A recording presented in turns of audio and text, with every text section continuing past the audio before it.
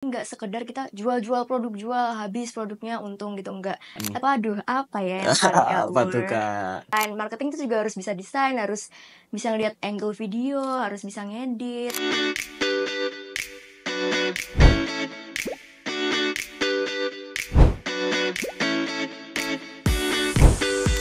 Halo Bemizen, selamat datang di episode perdana ESS, Aircraft Sharing Session. Oke, kalau misalnya kita ngomong tentang ESS, mesti nggak akan jauh-jauh nih sama yang namanya dunia ekonomi kreatif.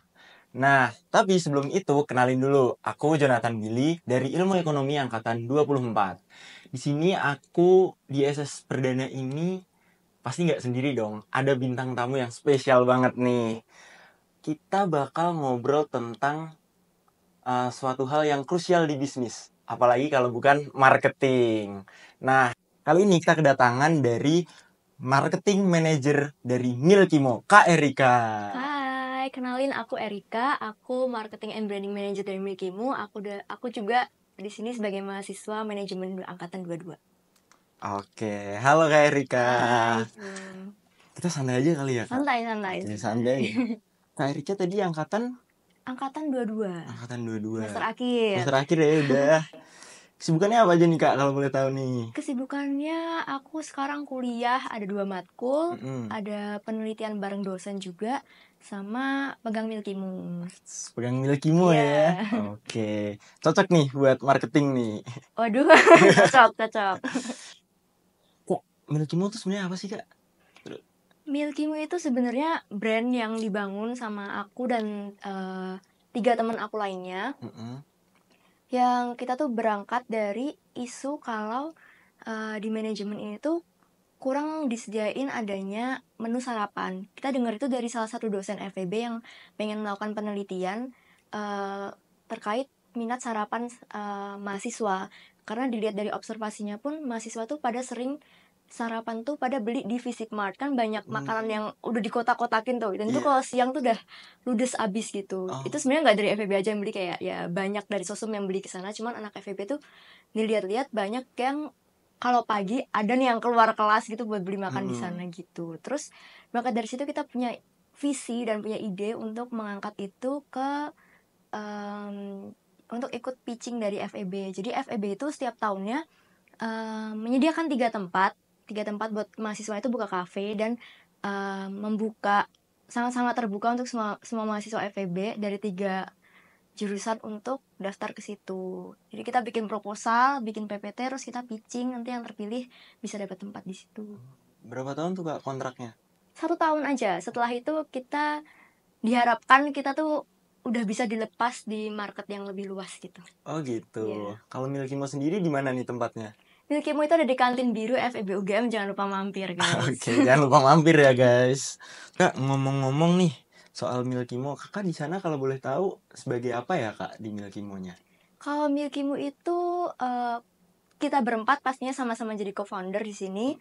Terus ada yang jadi CEO, jadi tetap ada satu kepala untuk mengambil keputusan. Ada operation juga, operation manager, ada financial manager, kalau aku marketing manager. Oke, marketing ya Iya, berarti. betul. Kak, ngomong-ngomong soal marketing nih, menurut Kakak tuh mendingan mikirin produk dulu atau marketing dulu?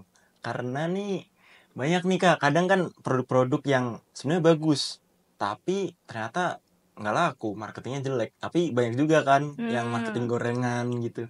Gimana tuh, Kak, kalau Kakak menanggapi? Sebenarnya pertanyaannya juga aku baru temuin di awal-awal kita tuh bikin Milkimo gitu. Jawabannya aku baru temu di situ tuh.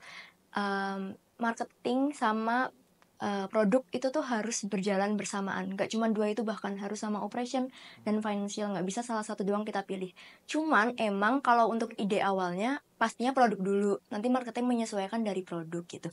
Tapi jangan sampai ada yang ketinggalan. Misalnya nanti produknya udah bagus, cuma marketingnya nggak bagus, jadi kayak kurang dikenal sama masyarakat gak, ya mereka akan produknya enak, cuman mungkin itu cuma 5 orang aja yang padahal bisa 10 orang tahu akan hal tersebut. Cuman kalau marketingnya lebih maju juga, nanti membludak yang beli, cuman kita nggak bisa ngasih service yang bagus, jadi akhirnya malah jadi apa ya, kesan yang buruk untuk pelanggan gitu. Oke, berarti harus berdampingan terus gitu ya, Kak? Berdampingan, bener. Tapi kalau Kakak pribadi, kalau orang mau buka bisnis di awal, mikirin produk yang bagus dulu atau marketing yang bagus dulu? Kalau harus salah satu. Produk yang bagus dulu, Produk karena yang produk yang bagus. bagus juga bisa jadi USP untuk bisnis itu. Oh gitu. Ya. Oke, ngomong-ngomong soal marketing, sejauh ini tantangan Kakak tuh apa sih di marketing sebenarnya? Yang susah. Tantangannya adalah sebenarnya kita market juga udah cukup spesifik. Cuman kita itu apa ya, menurut itu penting untuk mendidik customer. Jadi nggak sekedar kita jual produk, jual habis produknya untung gitu, enggak. Tapi kita mau market yang udah kita tentuin ini mau jadi market yang kayak gimana sih gitu. Kalau untuk aku sendiri karena Milkimu itu juga harganya udah cukup terjangkau ya guys ya. Oke. Jadi aku nggak mau mendidik ya. Aku nggak mau menjadikan marketku itu jadi semakin orang yang carinya murah aja. Jadi beli kalau pas diskon aja. Jadi Milkimu itu nggak mau buang-buang diskon. Bukan buang-buang juga sih. Maksudnya kayak nggak terlalu mau ada banyak diskon karena kita juga nggak mau orang tuh beli kalau ada diskon aja. Jadi kita udah menanamkan itu ke pelanggan kita gitu. Biar sustain gitu Biar ya, Kak. sustain, iya. Oke. Terus sejauh nih Kakak sampai di titik sekarang, menurut Kakak apa sih marketing yang bisa ngeboost banget? Sejauh ini yang dilakukan Milkimu, pertama kita kan udah tahu target marketnya adalah UGM. Jadi FYI aja, Milkimu ini targetnya nggak cuma di FEB atau Sosum, tapi emang menargetkan ke UGM. Dan strategi marketing apa yang ngeboost banget?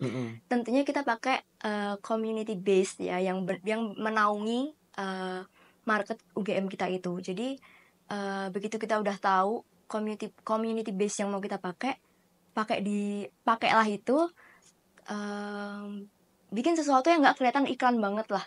Bikin sesuatu apa sih yang bikin mereka tuh mau lihat iklan kita dulu pertama, kedua baca, terus mulai tertarik dan akhirnya mereka beli gitu. Oh gitu. Kalau kita sebenarnya plan di awal tuh juga sempat mau pakai KOL, mau pakai apa sih media-media promosi yang kayak kuliner Jogja gitu. Cuman kita merasa kayak ya kita emang mau marketnya lebih luas dari FEB, cuman nggak mau ke arah sana gitu. Nah sekarang aku balik nih Kak pertanyaannya. Tadi kan yang paling ngeboost nih, yang paling nggak work apa menurut Kakak nih? Waduh, apa ya yang paling nggak Apa tuh work? Kak? Mungkin belum work sekali ya. Oke. Di sini tuh partnership. Partnership. Karena partnership itu susahnya nemuin titik di mana kita tuh sama-sama mau setuju buat kayak aku kasih kamu benefit ini, kamu ngasih aku benefit ini. Cuman sampai detik ini pun kita belum menemukan titik di mana partnership itu akan sama-sama oke gitu loh. Organisasi itu biasanya punya value-nya sendiri di mana kita harus nyocokin itu sama value organisasi. Berarti partnership malah kurang ya Kak?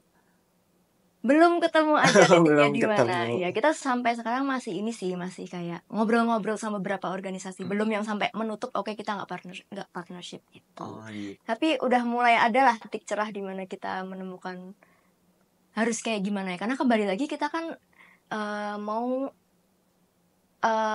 pengen brandingnya dari awal, nggak mau customer kita tuh dikasih tahu kalau kita tuh selalu ada diskon. Jadi kita partnershipnya nggak ini diskon buat lu sepanjang masa gitu, enggak ya. Kayak jadinya mereka juga nggak akan datang kalau Milkimu diskon doang. Jadi kalau misalnya kita nggak ada diskon, mereka tetap akan rame gitu. Kalau misal nih Kak, strategi yang kita pakai buat marketing tuh nggak terlalu berjalan. Nah, menurut Kakak, mendingan kita rebranding atau kita ganti usahanya? Kalau masih berjalan 2 bulanan, menurutku, kan Milkimu masih berjalan 2 bulanan ya. Menurutku belum bisa untuk rebranding ya. Sejauh ini kalau ada sesuatu masalah yang kita secara internal nggak bisa selesaiin, kita tuh punya mentor. Jadi kita akan konsultasi ke mentor-mentor itu yang juga bergerak di bidang F&B gitu. Oke, Kak Rika, ini kan dari tadi ngobrol nih kayaknya udah expert banget nih di bidang marketing nih. Itu emang sengaja belajar atau emang udah skill dari sananya atau gimana nih kalau Kak Erika sendiri?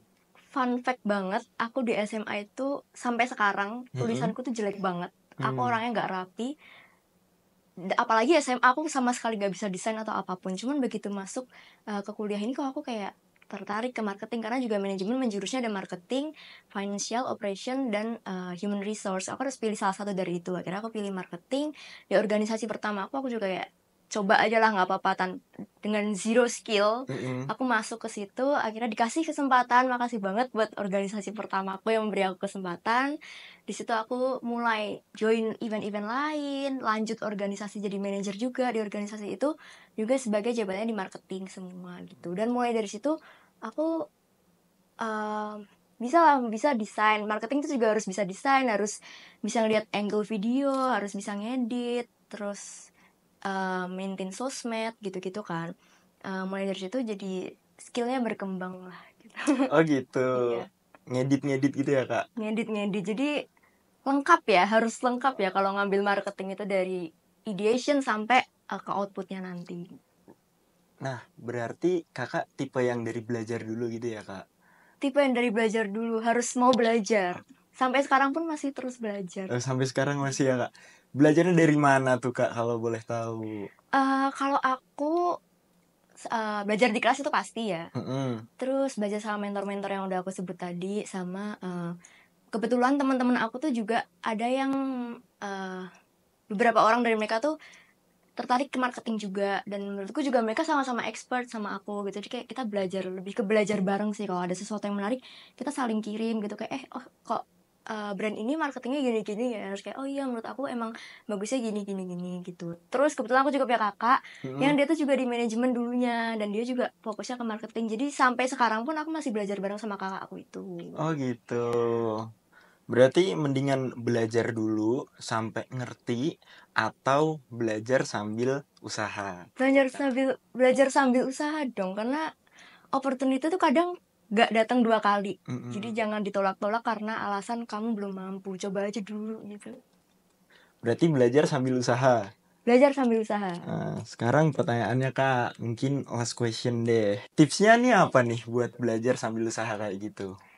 Tipsnya, tahu dulu dari awal tujuan kamu apa. Kamu yakin gak sama pilihan kamu? Kalau kamu udah yakin, setiap kamu punya kesempatan tuh kamu gak ada perasaan sedikit pun mau buat nolak gitu.